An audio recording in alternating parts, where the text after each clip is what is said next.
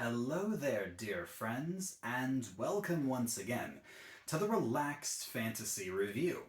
Today, we're going to be talking about a subclass of the Sorcerer from the Dragonlance, Shadow of the Dragon Queen module.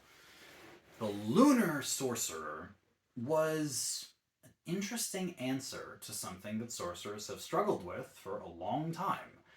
Their spell list. The average sorcerer only learns up to 1 plus their sorcerer level in spells up until about level 11. And then they only learn another 3 or 4, up to a total of 15 spells ever learned. This gives them an incredibly limited spell list. And while they certainly have powerful metamagics to boost them up, the fact that they just don't have more spells is a problem. It means they're very limited in choice. The Lunar Sorcerer has an interesting solution to this. Before we continue, though, I would like to let you know that my channel has memberships. For $1 a month, you can become a member of Relaxed Fantasy Review. You'll get a little badge next to your name, and my undying gratitude for supporting what I do here on YouTube. If you look below the video, there should be a join button down there.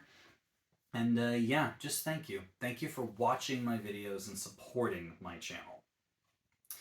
So Lunar Sorcerers. At level 1, you choose your subclass as a sorcerer. And as a Lunar Sorcerer, you're going to get 2 things. First of all, you get the Lunar Embodiment, or Lunar Embodiment? I can't even read that. I can't read my own writing. Lunar Embodiment. The Lunar Embodiment is a new list of spells. 15 of them, in fact. You get 3 at level 1, then 3 at level 3, and so on, until you have 15 new spells added to your list, 3 at each level of spell. What's more is that you get to choose a moon phase, full or new or crescent. Based on whichever one you're in, you can cast the level 1 spell on this list for free. Now the list is quite varied. It's the longest expanded spell list I've got here. But you've got some standouts. You've got Shield, you've got Hold Monster, you've got Rary's Telepathic Bond, you've got Lesser Restoration, you've got Phantom Steed. Quite a few really good spells here. And then for your moon phase, you get Shield as one of them, or you can get Ray of Sickness or Color Spray. Not the greatest spells, so I'd usually stick with Shield. And you get to cast it once per day for free, which is nice, especially at level 1. The other thing you get is Moon Fire. You learn the Sacred Flame cantrip. Sorcerers were never short on cantrips, but sure, Sacred Flame's a good one. Dexterity saving throw, and while your Lunar Sorcerer uses it, you can target 2 enemies instead of 1, as long as they're within 5 feet of each other. Both of these powers are great. The expanded spell list, I give an 8 out of 10, just for its wide versatility and the fact that it's more spells for the Sorcerer. I also give Moonfire 8 out of 10. Solid cantrip, and double casting when you get the opportunity to will feel nice. Now at level 6, you get 2 more features. You get Lunar Boons and Waxing and Waning.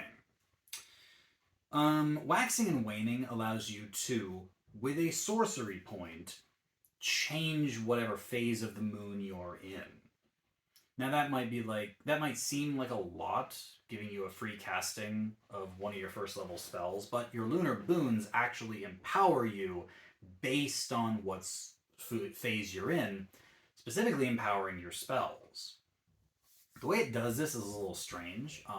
Basically, if you are in a phase of the moon that's full, the schools you're aligned to is Abjuration and Divination.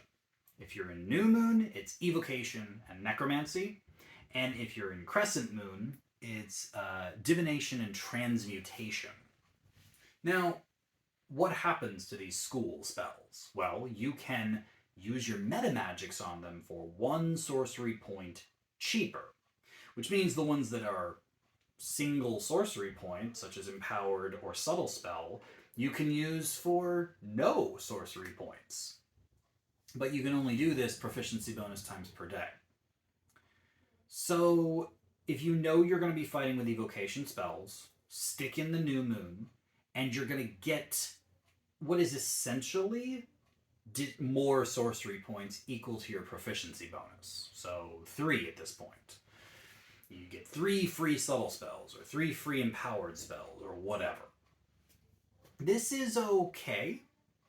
And the fact that you can use a sorcery point to shift and change what school you're going to go into is also nice. These powers, I mean, I'm going to give Waxing and Waning 7 out of 10. I'd really like it if you could do this a few times for free and then start spending sorcery points. So I'm going to call that 7 out of 10. And then the Lunar Boons, 8 out of 10. For that, you've got yourself some good mileage on your sorcery points. It's just a shame that you can't do it more. It just feels like adding a few sorcery points is a little bit strange, but hey, sorcery points are a commodity, so I'm not going to say this is worth nothing. It's pretty good.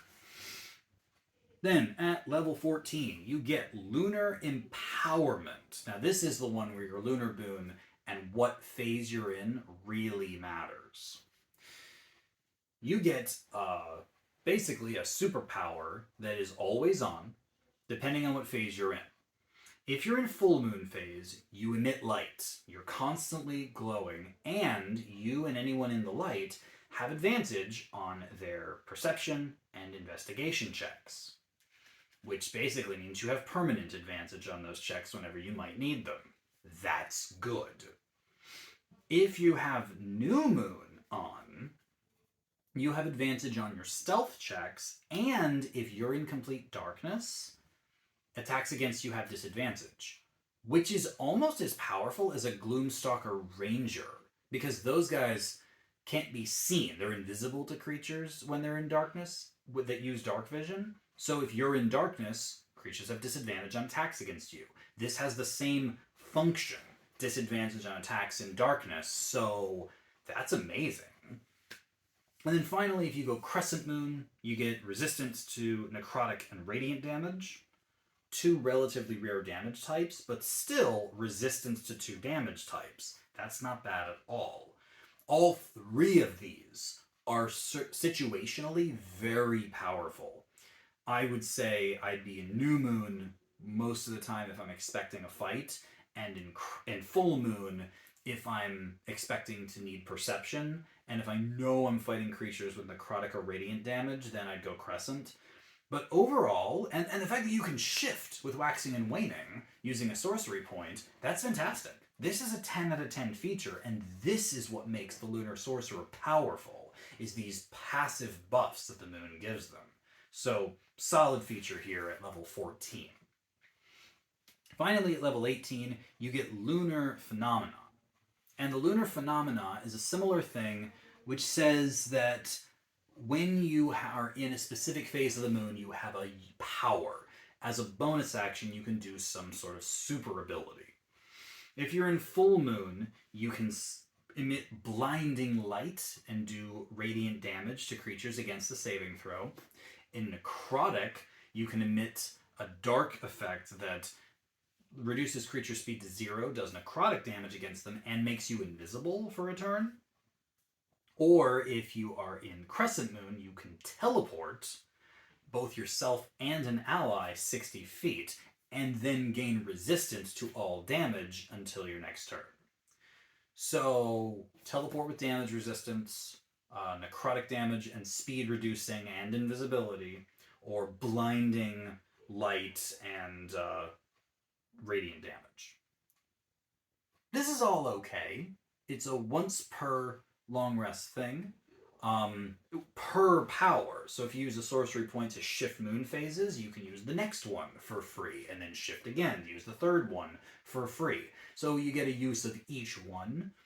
And then You can spend 5 sorcery points to do it again. Probably wouldn't do that with full or necrotic. I'd probably use Crescent with 5 sorcery points. That's a pretty good teleportation, especially since you can bring people with you. It's a bit expensive, but I still say this whole power, since you get free uses of all of them, is still 9 out of 10. It's solid. And that is the Lunar Sorcerer. It's complicated. You've got to track your sorcery points, you've got to track your spell list, and you have to track what phase of the moon you're in and which phases you've used their powers. This is not a simple sorcerer. This is a complicated sorcerer. But having a spell list that doubles your known spells over your sorcerer's entire career, with some good picks in there, largely utility and control spells, but still some good stuff.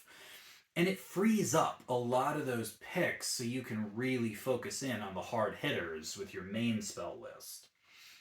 And then the moon powers, the discount on sorcery points, which goes all the way up to 6 at the end of the game.